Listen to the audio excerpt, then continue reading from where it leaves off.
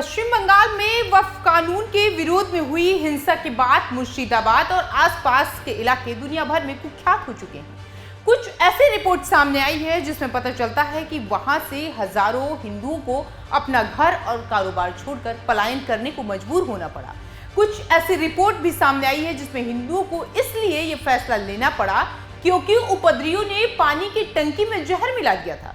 कई पीड़ितों का आरोप है कि वो अपनी जान पर आई आफत की सूचना पुलिस को देते रहे, लेकिन ममता की पुलिस दंगाइयों को रोकने में पूरी तरह से नाकाम रही।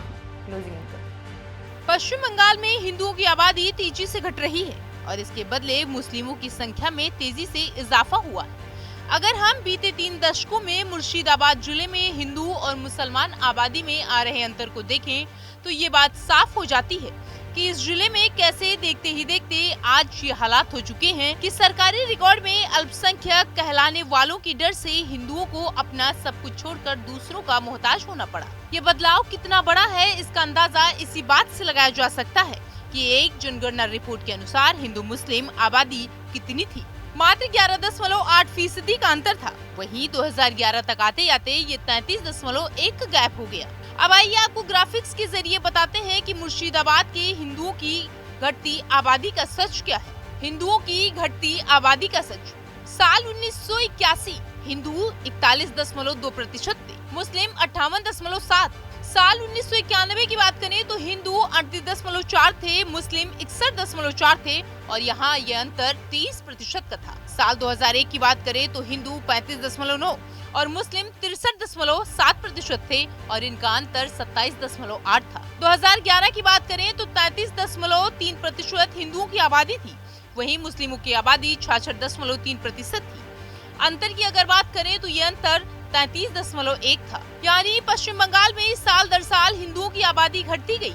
पहले 41, फिर 38, उसके बाद 35% और पिछली जनसंख्या में तो ये घटकर 33% बची। यानी आबादी में धार्मिक बदलाव हुआ, उनका धर्म बदलवाया गया। आबादी में धार्मिक बदलाव।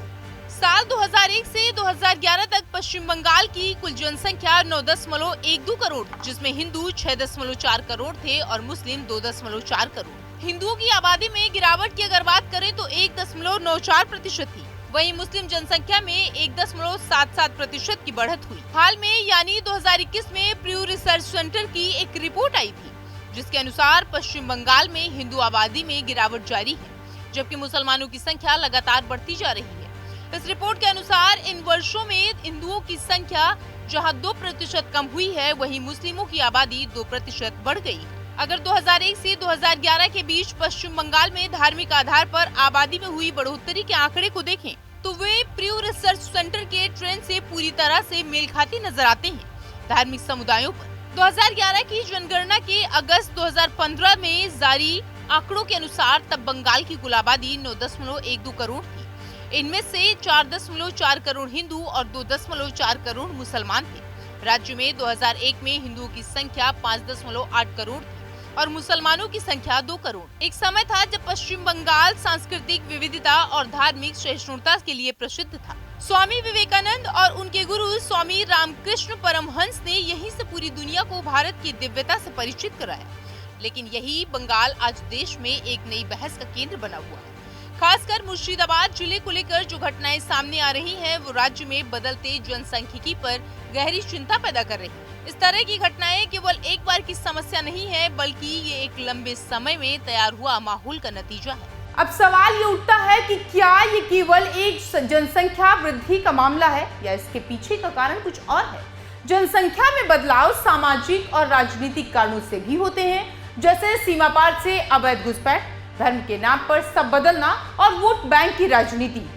मुर्शिदाबाद में और पश्चिम बंगाल के अन्य जिलों के आंकड़े महज संख्या का हिस्सा नहीं है, बल्कि वे इस बदलाव की ओर इशारा करते हैं कि जो भविष्य में पूरे प्रदेश की सामाजिक सांस्कृतिक दिशा को नेगेटिव कर सकते हैं। जनसंख्या में संतुलन की बजाय अब असंतुलन की स्थिति बनती है तो अब केवल सामाजिक असुरक्षा की स्थिति ही नहीं बनती, बल्कि समाज में एक दूसरे धर्म के लोगों के रिलेशन बिगड़ जाते हैं, इसके भी आशंका बढ़ जाती है। फिलहाल इसमें इतना ही और ऐसी तमाम खबरों को देखने के लिए आप देखते रहिए जनतंत्र टीवी।